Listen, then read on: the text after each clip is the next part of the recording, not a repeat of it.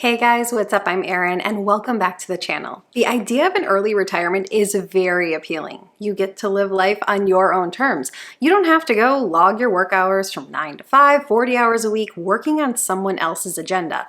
That's why financial independence is so appealing. You ultimately get to live life on your own terms. Many in the younger generations are aiming to hit a retirement that is 15 years or so sooner than that of their parents, and they're aiming to get there with millions of dollars in the bank. The average age for retirement in the US currently sits at about 61 years old, with women typically retiring slightly earlier than men. And over time, this number has been on an upward trend, meaning that people have been retiring at later years rather than earlier years. And being that the average age for retirement is more or less 60 years old, we could call anything prior to the age of 60 an early retirement. And most people who are aiming to retire before this age are not going to be able to do it. Let's look at the stats. As of 2022, only 1% of the people in the age group 40 to 44 retired. 2% of those aged 45 to 49, 6% of those aged 50 to 54, and 11% of those aged 55 to 59.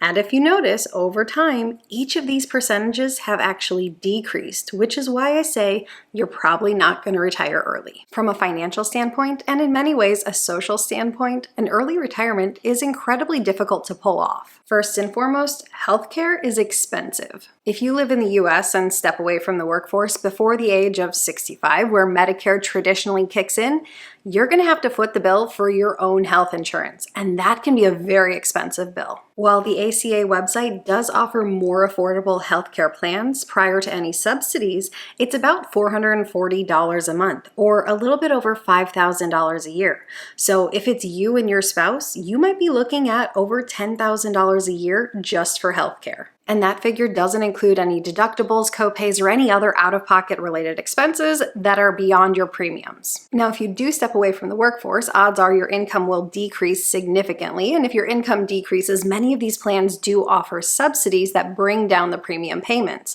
But odds are healthcare will still be a major line item in your budget. That's, for the fact of the matter, why many people actually continue working until Medicare kicks in. If you are someone who's trying to plan an early exit from the workforce, you probably know exactly what your number is, the number where you hit financial independence. Maybe you've chosen this number based off a specific withdrawal rate, thinking that you could withdraw 3 or 4% of your portfolio every single year in retirement, and hopefully you're using a more conservative number if you are planning an early retirement.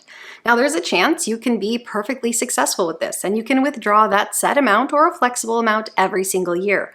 But there's also a chance that the market may not perform as you hope it does going forward. We can't foresee when there will be a dot-com bubble, a housing market crash, or the next pandemic. The stock market often behaves in a very illogical fashion. Keep in mind that there inevitably will be errors when you're making predictions for 20, 30, 40 years down the road. And when you step away from the workforce and how you withdraw in your portfolio are going to have a big impact on how long it's going to last. Real rate of return matters. There is such a thing called sequence return risk, and that plays a big factor as well. I discussed it in this video, and it creates uncertainty in your portfolio. A poor performing market can leave you running out of money in an early retirement and force you back into the workspace. Having a very long work time horizon, one that is several decades, allows you to recalibrate and adjust your approach. Whereas if you only have a work time horizon that's a couple decades or a few decades, if the market performance isn't on your side, you may not have time to adjust your strategy. It is very easy to become a millionaire these days. Assuming you start early and give yourself a really long time horizon, you can get started with just a small amount, say investing $100 a month. If you do that by the time you're 18 and do that all the way until you reach retirement age, you could easily be a millionaire or a millionaire several times over if you're willing to increase your investment rate over the years. But if you're planning an early retirement that is 15 or 20 years sooner than a traditional retirement, you have to up your savings and investing game. You can't just save small amounts. You have to save aggressively. Compound interest works wonderful, given a long time horizon. But if you're taking those powerful years away from compound interest, you're putting the brunt of the work back on your shoulders, rather than in a traditional situation where compound interest would do most of the legwork. With a traditional investing career and a traditional retirement, you might be looking at 45 years of investing.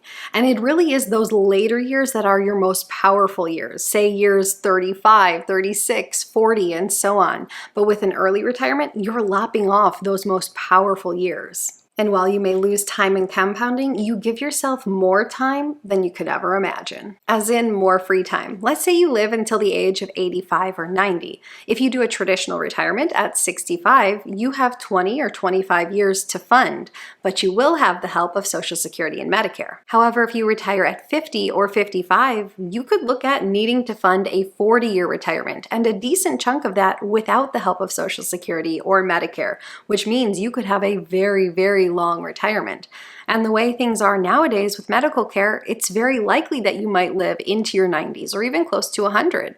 For couples who make it to 65, there's a 25% chance that at least one spouse lives to 98, according to the Society of Actuaries. Even though you may retire, your expenses never do. If you own a home, even if that home is paid off, that home will continue to have expenses in the form of maintenance, taxes, utilities, things like that. Maintenance on a home is often estimated to be about 1% of the home's value. So if you have a $400,000 home, annual maintenance costs would be about $4,000. But as homes age, they tend to have maintenance costs that are a little bit more expensive. There will probably come a time when you need to buy a new car. You will inevitably need to buy new clothes. Perhaps you want to travel. Food will always be an expense. And all of these expenses will inevitably tick upward over time with inflation. So that means you better have built a portfolio robust enough to keep pace with inflation if you expect to handle your expenses. For a lot of retirees, they notice a drastic reduction in their expenses when they step away from the workforce. However, if you're doing an early retirement, you can't expect your trajectory to look exactly like those doing a traditional retirement.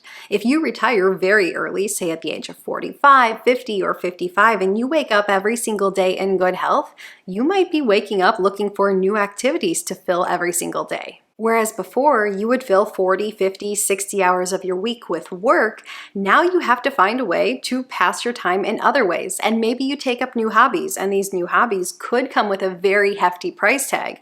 Yes, there's certainly free hobbies you could do. Maybe you go hiking, you go to the beach, you read a book, but depending on the hobbies you take up, they could come with a very hefty price tag, and you could find yourself spending more than you ever did before. And speaking of that 40-hour work week that you leave behind and looking for ways to fill that time, that's a lot of time to fill. If you were going to work Monday through Friday, you had an activity to do every Monday through Friday, and finding activities to replace that, that's a pretty big task.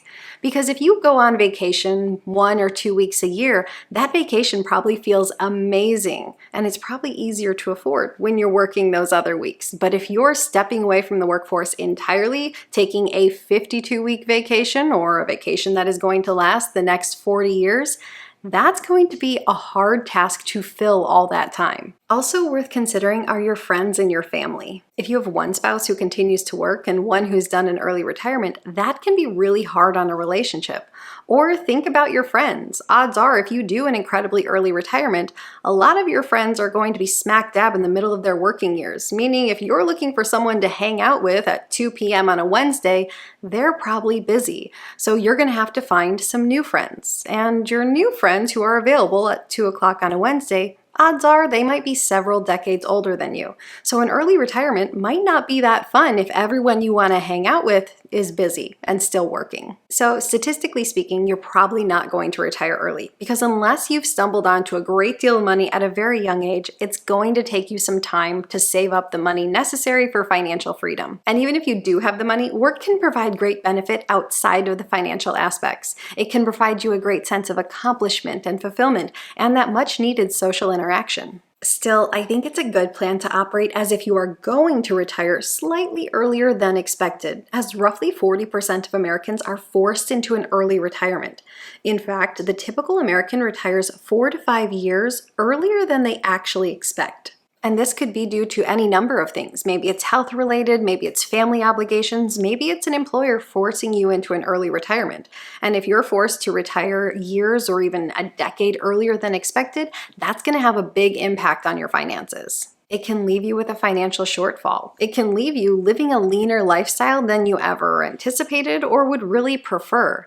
And so based on what we tend to see, I like to use what I've dubbed the 5-year rule. Have a target date or a target age in mind that you actually want to retire at, but then assume you'll actually end up retiring 5 years prior to that date and save and invest as if that's your actual retirement date. So if you want to retire at the age of 60, save and invest as if you'll actually retire at the age of 55. That way, if you're forced into a slightly early retirement, all your bases are covered. And if you choose to continue working those extra 5 years, well, that's just icing on the cake, because rarely do people get to retirement and say, oh darn, I saved too much money. In a sense, I think an early retirement or an extremely early retirement is fairly overrated. But I do not think that financial independence at a younger age, or at any age really, is overrated.